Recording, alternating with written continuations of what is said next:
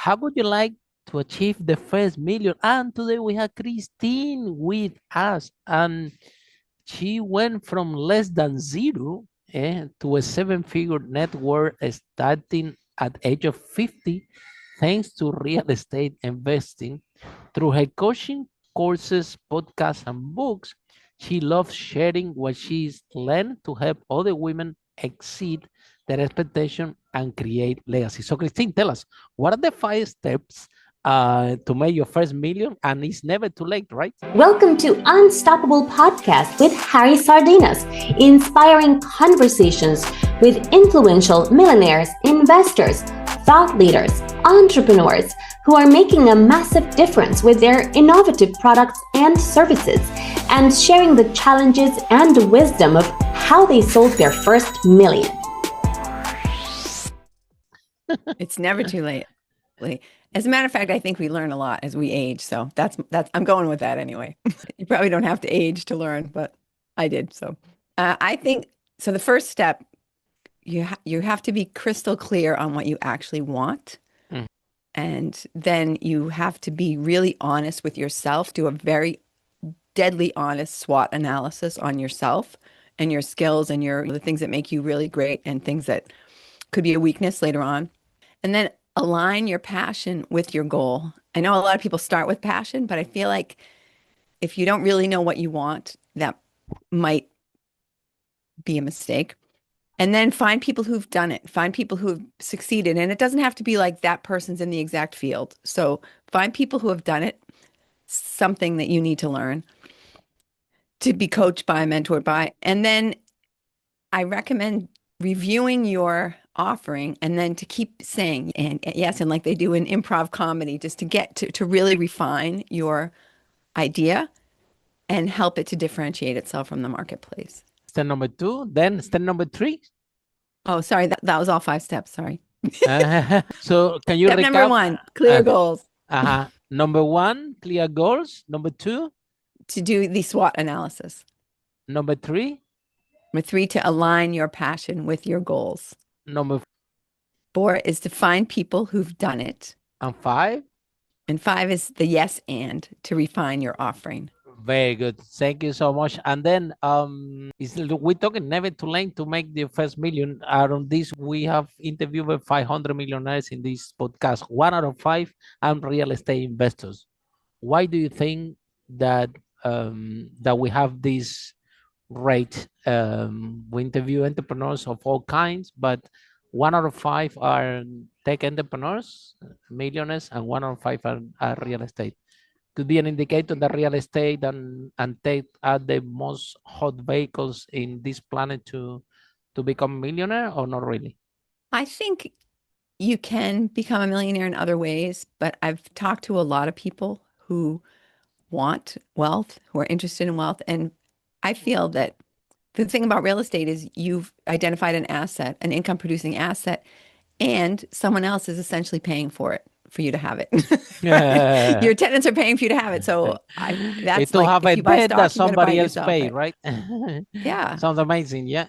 There's leverage, and there's the great thing about your clients are basically paying for your asset. And also you buy with something that depreciate, which is money, and buy something that appreciate. Not always. However, real estate have risk, and exactly like you were sharing, having a mentor and a coach would be helpful. So tell us your story. How come, then you decided to become a millionaire after 50? So what happened before? Why no early? You didn't need the money? Well, I guess I didn't get it, right? I didn't understand the whole the necessity of the right mindset.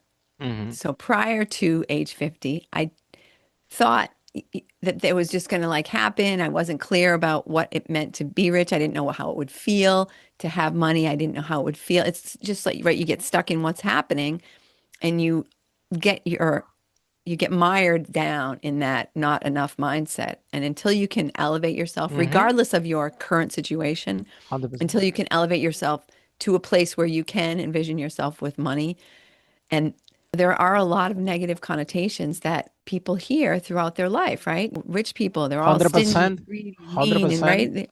Yeah. So that you've got to get over that too. Like, oh, I want to be You that don't want to person. be Like, one of these ones, right? Because you don't yeah, want one of people these to horrible hate you, you people. want people to talk bad about you, things like this, right? Exactly. Everybody's going to hate me. Oh, yeah, that sign me up. What were you doing before? I was doing the exact same thing, right? I was buying real estate and I was Really? making mistakes. I was buying it Ah, incorrectly.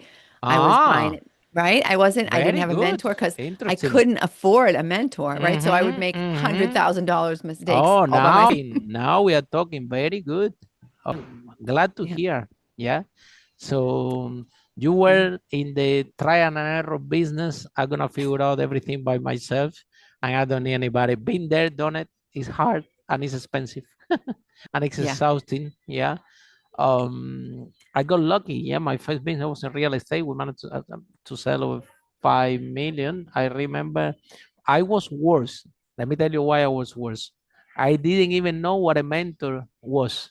So imagine how lost I was in the space that I didn't even know what that means, right? Yeah. I didn't even know what marketing was, right? I just when I moved to London, I'll and see I used to work in a pub and seeing when they pay me that the most part of my salary it comes out of the rent, and then I checking the rent and what I'm seeing is that that most of the part of this rent comes from the salary. So I say I had to solve this problem, otherwise I'm gonna have any more money left. This is how I started to solve the problem for myself, and I started doing it for others as well. But I was in business kind of by accident, you know. It's kind of dragged me in, so I didn't know anything. I didn't know about mentors. I didn't even know what marketing. I find out used to be a website in London. The name was Gumtree, still out there. And I remember I post the rooms there, and then the people were calling me and to view the room, and then I would show the room, and I would rent the room, and that's it. That was the process. And I remember that 4 years after doing this, I learned was my marketing strategy. And that thing that I was doing in Gumtree, it calls marketing, you know. So imagine how lost I was in this space. So and it's hard. You feel very lonely. You are in the trial and error process. Yeah. And what set me free, actually, it was increasing my sales, because the sales increased. So then I could hire people better than me.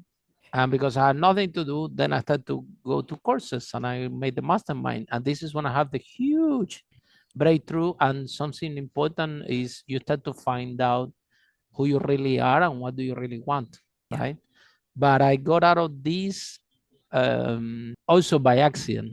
And I understand that the path is different.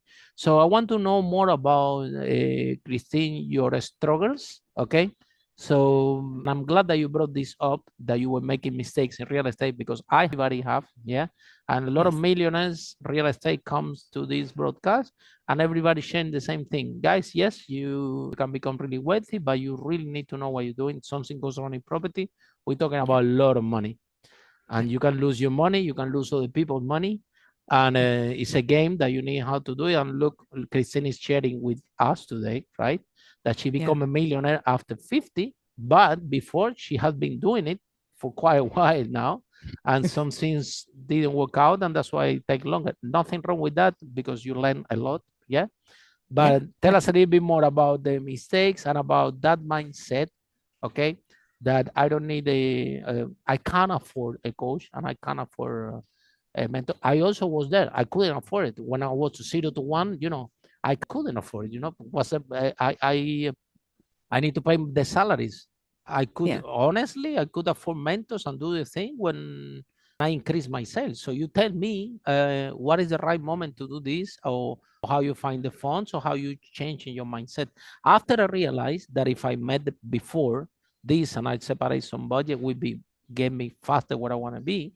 But it's not an easy decision. So you tell me. Yeah. Yeah. And that's exactly it. You don't realize how much money you're wasting, right? How much it's actually costing you not to know what the heck you're doing. not to understand like the simple things. How do you screen tenants? Like if you got lucky and happen to get some great tenants, super. But if you don't, then you've got this property and nobody's paying for it, or some of the people who are there are paying for it. You're losing But 10 times more money than what the coach that knows how to do that can show you. right, Been there, exactly. done it. Welcome to my club. Right, exactly. Welcome to my life. And it's also working with contractors and things like that. I mean, it's just easy to get, especially as a woman, it's easy to get run over, basically. You've got your ideas of what you want to do, and you might get 10 different quotes and they're all screwing you. Oh my You God. just Yeah. don't know it Tell me because about you the don't know what's really contractor. involved. If we're going to talk about this, we will need a separate podcast. Look, I have, when I started my business, I have one engineer for a boiler. I'm calling him and he said, Harry, the boiler had this problem and also we need to replace the fan. I said, fine. Then next time I call him, well, the boiler had this problem. Also, the fan need to be replaced. Long story short, 5, 6, 7 boilers, they all have the fan broken. I said, man, I just don't get you that every time that I call you to fix a machine, always the fan is broken. What's the problem? You get it the fan cheap? What are you doing with the fans? Sometimes I had to even learn how to open the boiler to check if he's actually changing the fans. So Yeah. until I find the right contractor, it cost me a lot of money, a lot of disruption in my properties because it was not easy. Eventually, you find the right person, the right people. Then when you get volume, that's the other thing. When I got volume, Right. now the contractor is paying more attention because if he loses Harry's job, is not one property. Harry has a large volume, so I cannot. So now they start to behave different because they know that I have volume, and also they knew that I know. Right. So before I had to force myself to learn a little bit about boilers, a little bit about this, what is a fan for, how much it is, to learn a little bit more to the point that when they telling me the quote, I said, no, I'm sorry, this is worth that. And this is the time that job get done. So Christine, we need to be forced to learn things that we don't even want to learn. So how you face this? Yeah. I Who mean, wants to learn how to screen tenants? The credit score, the headache. Who wants to learn how? But as an entrepreneur, Christine, if we don't have general knowledge, we cannot instruct the people that work for us to do properly, and you can't know if they know what they're doing either, right? You can easily hire somebody who talks a good game, but then only to find out that they're not as great as they thought they were. If I tell you stories, you cry. I will depress you if I tell you stories. Exactly. The things that you need to go through in the entrepreneurial. Yeah, I have one accountant once, my first accountant. Yeah, I opened the company that somebody told me, you need an accountant, went to internet, whatever, close to my house in Canary Wharf in London, which is a very good area and everything. And then I had an accountant in Canary Wharf. And first year he's doing the tax and he's telling me, Harry, you need to pay this huge tax. I'm like, I don't even know what marketing means. I don't even know tax, what it means, or the accounts or profit loss and all these gross margin, whatever. But I cannot pay this amount of tax because I will go out of business. This number is big. I'm just starting this business. I think that I was managing back then like 7 houses, right? Imagine I grew until the 28 houses, 177 tenants, but back then I have like 5 or 7 houses.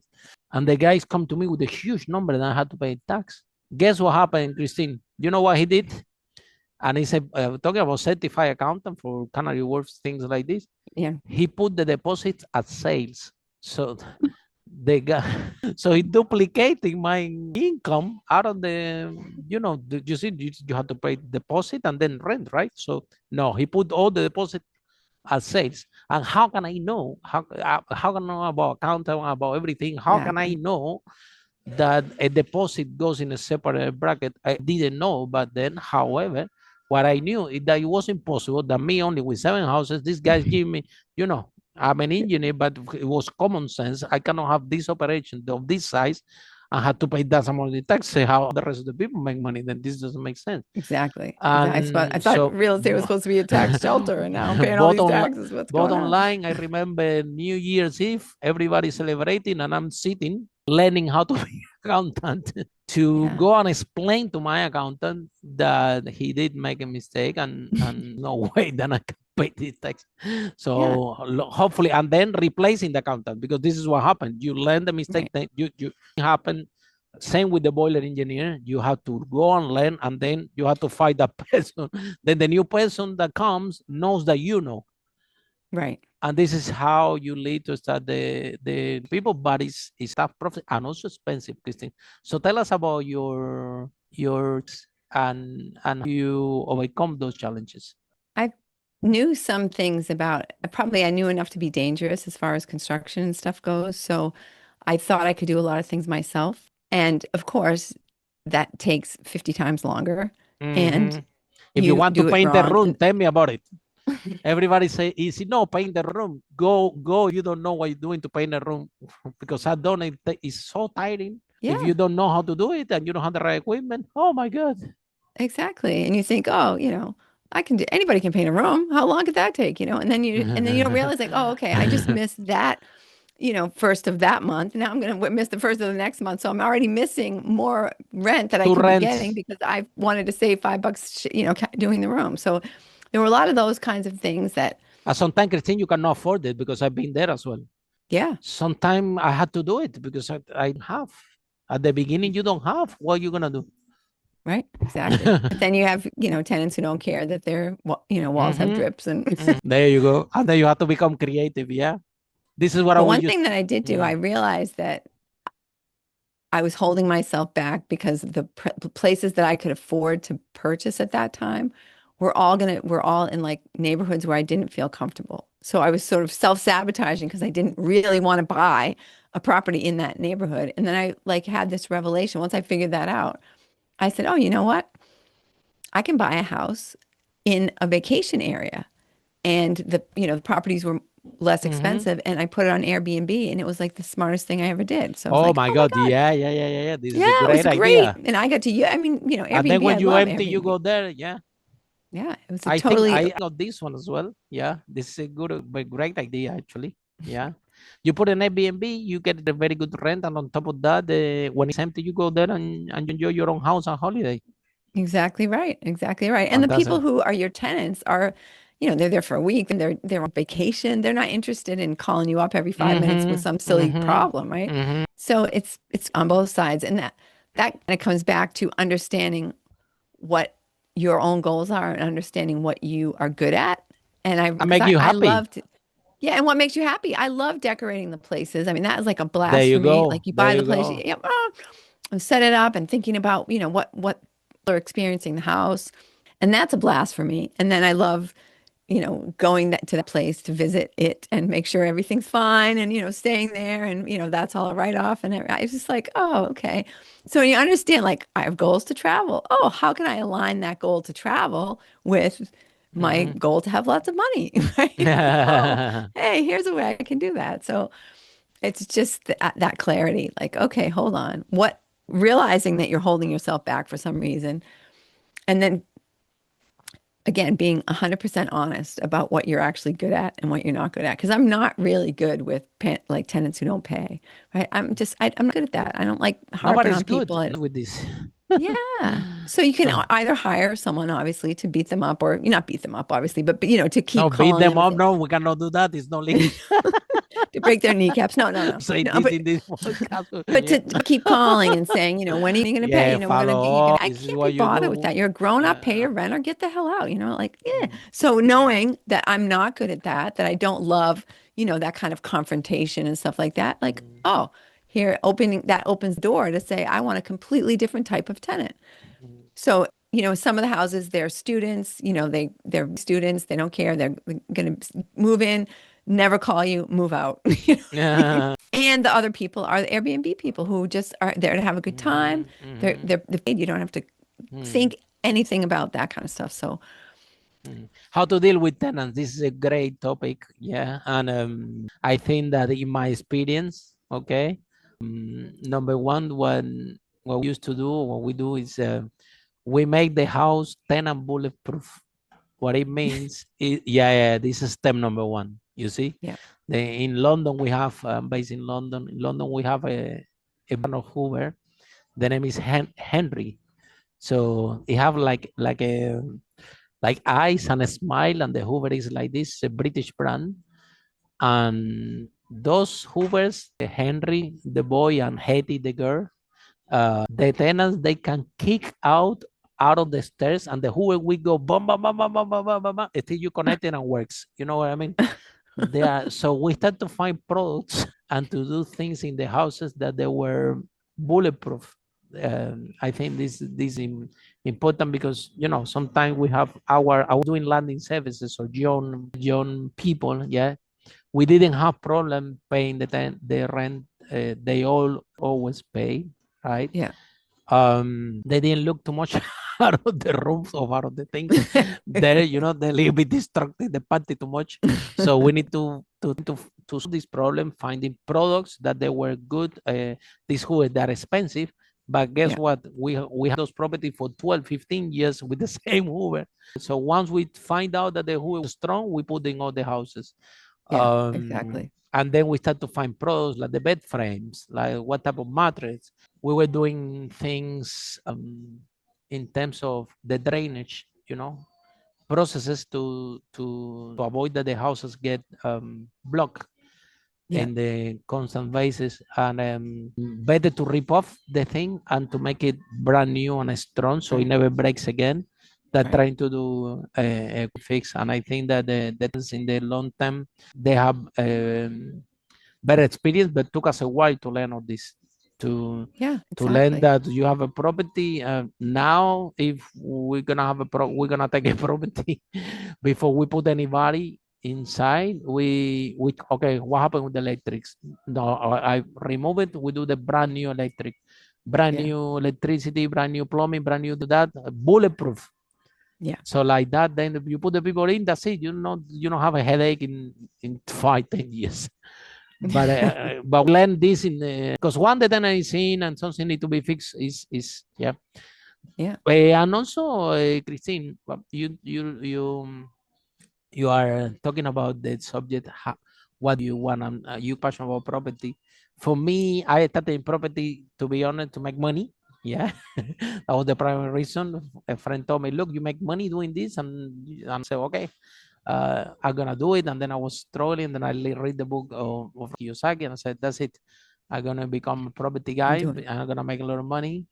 But then if this is not really what you're passionate about it, and I used to organize these gigs in London, Property Investment Summit, and I remember it would call my mortgage broker, an HMO expert,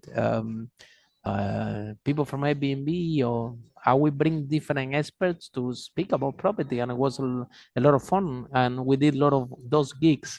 But I remember one of the speakers, I think was HMO that in London we have in UK we call it house of multiple occupation, when you have different people living. I think in US they call it co-living, right?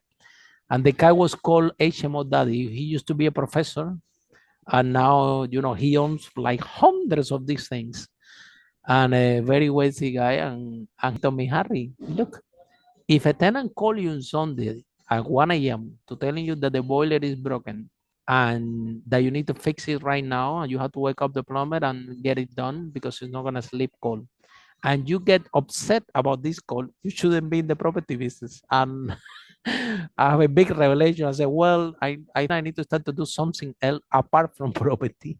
So because we do have a lot of volume, and it was a big operation. I was detached to it because my managers were running and the whole business was running autopilot. But I realized that, well, I can do another property strategy, or we start to do events, which is something that I really was happy and having a lot of fun organizing the property events. Now I like it. So we create speakers and leaders, and we do events. We're doing events all over the world about people how to start the business, grow the business, and we talk also, we do events about property as well. So Christine, finding what do you really want, because at the end of the day, look, this business I de-escalated. Yeah, even though we make over 5 million, we de-escalated. Of course, it was market condition. Airbnb came, the thing become a little bit more tougher, the margins start to reduce. But on top of all that, it was a sense like, okay, you know what? Now that I have a chance, let's de-escalate this, let's reduce it, and let's do something I'm passionate about it. And I think that in your case, you have to de-escalate as well these properties that you bought that you were not happy in the location, and probably, I don't know, get rid of them or repurpose it. Then you start to acquire something that you are more aligned, that will work better for you. Can I ask you to hold for 1 second? Yes, I'm you sorry. can hold. I'm sorry. I'll be Yeah, you can hold. So in the end, guys, finding your purpose, what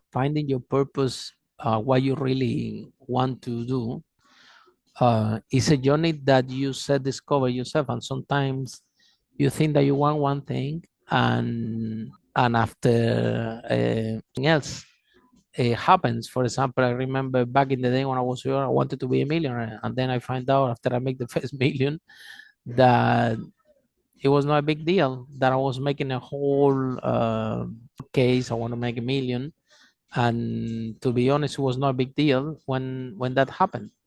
Then I remember one of my dreams was I want to have a restaurant. Then I opened a restaurant and lost 200,000 pounds in Brick Lane. And that dream that I want to be a restaurant, I want to have a restaurant. I like to eat a lot, so I thought it was a good idea to own your own restaurant.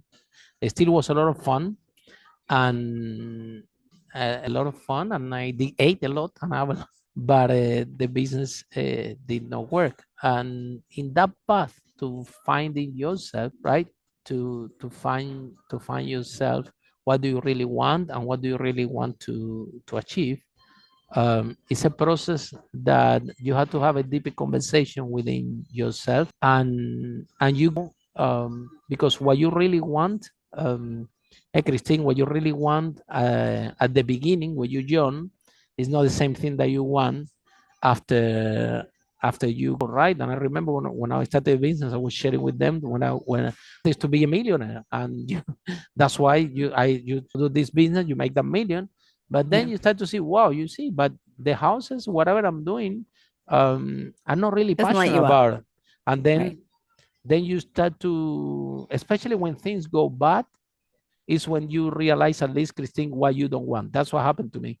Every time that something went wrong, I didn't even sure what I wanted, but I was sure 100% what I did not want.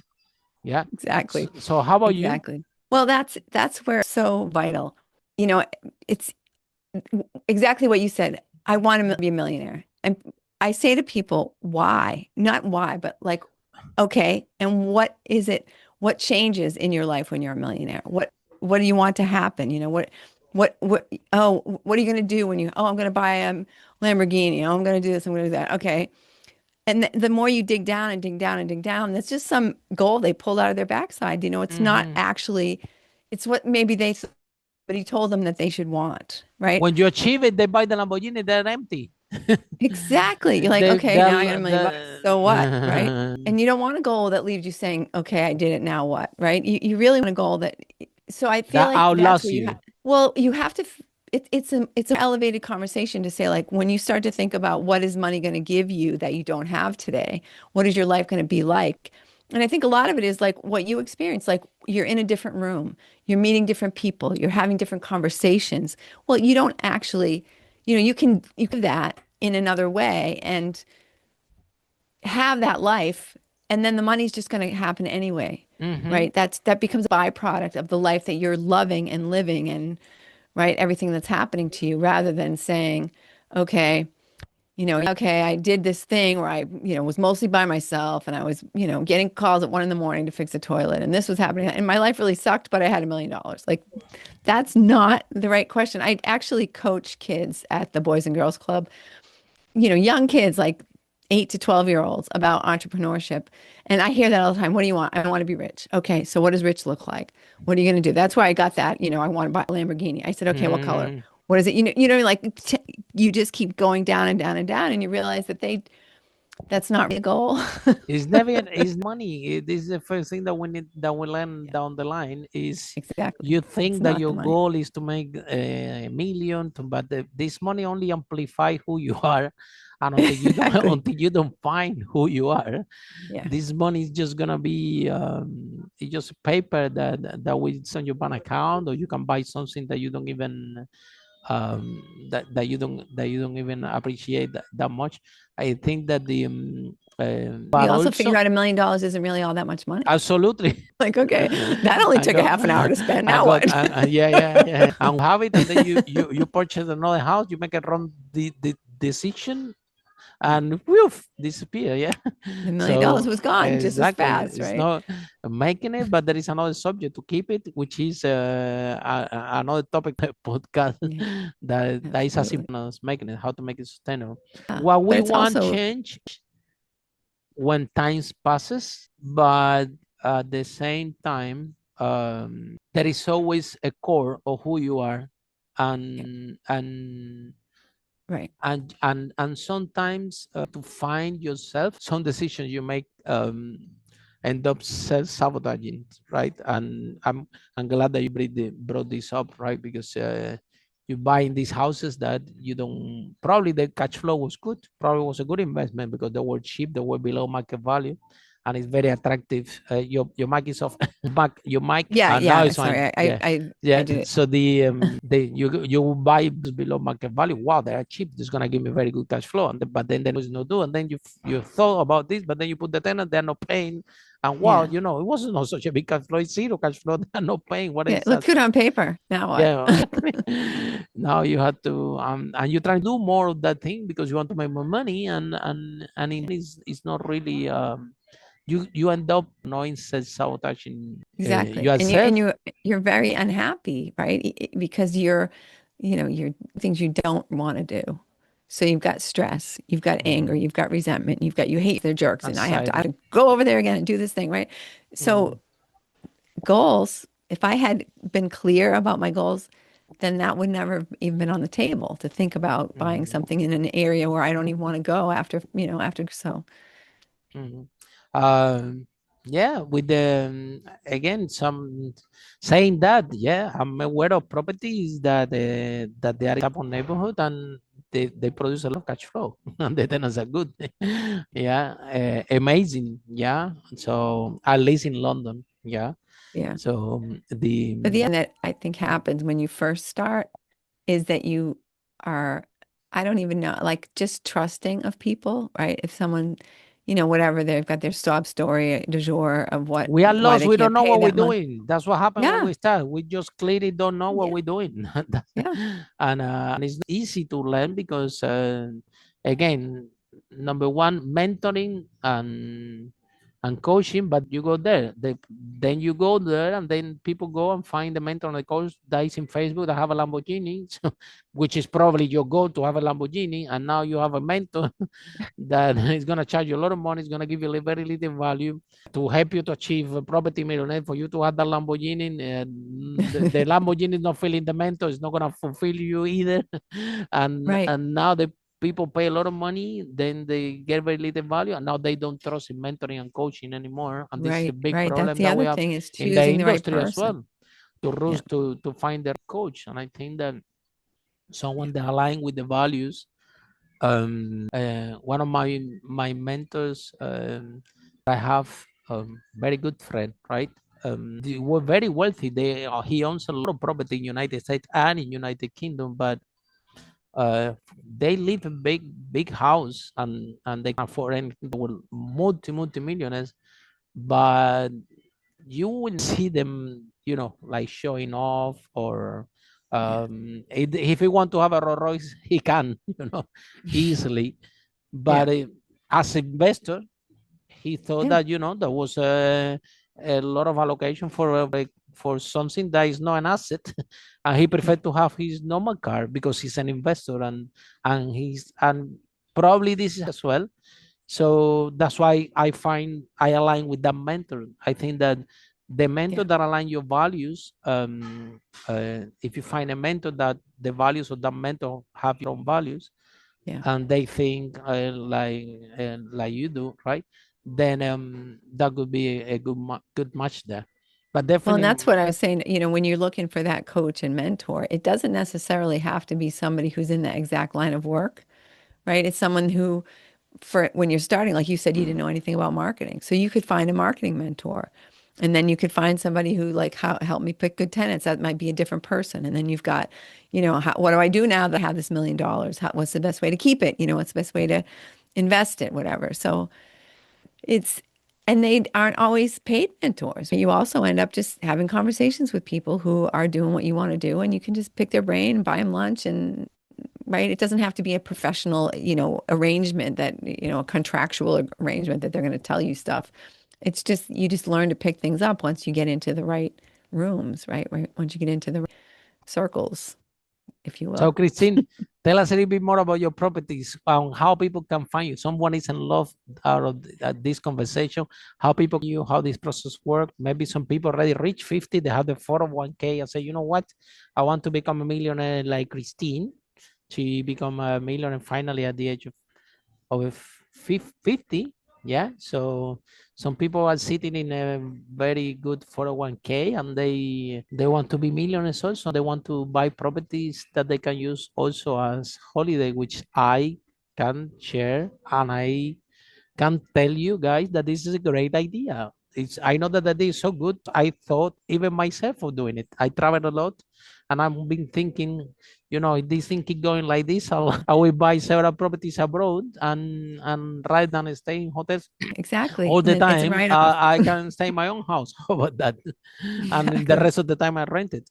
So are Exactly. you buying the properties only in United States or international also? And where people can find you, how the process work?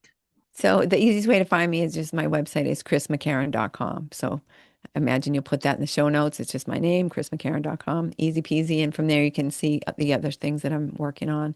Right now, I do only have property in the States. I've been looking at other countries and of course, visiting these countries to look for the In London, if properties you want to also freeze attracts yourself, write-off. I can help you out. If you want to freeze and you want to have an umbrella and all the time in London, you're very welcome. I can help you out. It's not a holiday type of place. Well, but it is though. I mean, London has so much to offer as far as culture. More of a cultural holiday. Certainly not a vacation, like not a It rains a beach lot, yeah. vacation type of place. But yeah, and I then, love it. Don't get me. Yeah. oh yeah, I love London. I'm in love London's one of my favorite cities. I'm living there so many years, and it's brilliant to be there as a holiday place as such. Well, that's what they said. If you like the food, you'll love the weather, or vice versa, right? Exactly. Yeah. Although now food is much better in London than it used to be. So it used to be like British food, right? Soggy vegetables. Yeah, getting overcooked better. meat. Yeah, English breakfast. Yeah. Food is not their strength. Yeah. Since God, a lot of live there from other countries, and we have a lot of variety. Even wine in London is impressive, because you go to Spain, you're gonna find a lot of good wines from Spain. But in London, you find good wines from all over the world. All over the of course, world. because they don't produce anything. Right, so exactly. They don't have their own, so they you're have to gonna have a import it. beautiful- They need to import it from everywhere. So it's a lot of diversity. Same happening with food. You can find restaurants from tiny places like Little hole in the even wall. even from particular part of India. You find restaurants from the south of India just specialize in food that is not even Indian food, it's South Indian food. So imagine how specific can be. Okay, thank you so much, Christine. This has been amazing. I think you're wonderful, and I think this conversation has been very inspiring for people listening up, right? To number one, never is too late to achieve your goal, to achieve your passion, and to achieve your dream. And everything that happened to you is happening for you. And when you start to realize that, and to this, you realize that the worst day in your life was actually the best day in your life. Exactly. Because and that's you hard to realize when you're in the middle of it. But when you're in the middle of it, you say, man, you say, what's happening to me? I haven't done anything to anybody. Why out of all these people, this has to happen to me? But remember, it's happening for you. happening for you. Difficult to realize when it's when you are in the middle of it. So I congratulate you, and I love your strategy. Yeah, I think it's a great idea. Always do the due diligence to find a mentor and a mentor that aligns and see this as a vehicle and mitigate your risk, especially with property. We do have a lot of millionaires in property. 1 out of 5 attend to this podcast. And so you have a large chance to become a millionaire doing property. However, do diligence, be careful a lot, listen a lot of podcasts. You can listen to this one, you're very welcome to, and get a lot of information. Risk more than you can afford. because being an entrepreneur or being a property entrepreneur is a skill. The more you practice, the better you become. And there are few things that it doesn't matter how many coach, how many mentors you're gonna have until you are not inside and you do it several times and you do it repeatedly, you're not gonna learn the skill. Okay. Absolutely. So Absolutely thank right, you Harry. so much. Thank you so much, Christine. You're amazing. So where people can find your book? Show us your book, the title of your book, and where people can find the book. Yeah. My book, Empower Your Inner Millionaire. And again, the best place, you can buy it right on chrismccarron.com. Probably the easiest and quickest way to do it. And yours. That's fantastic. Okay. Thank you so much. And for all of you, see you in our next episode. How brave entrepreneur like Christine break that wall and achieve the first million. Bye for now. Bye. Thank you. Follow us for more interviews with world's most influential, audacious entrepreneurs that overcame challenges and adversity, providing you with the blueprint of how they sold their first million so you can grow your business exponentially.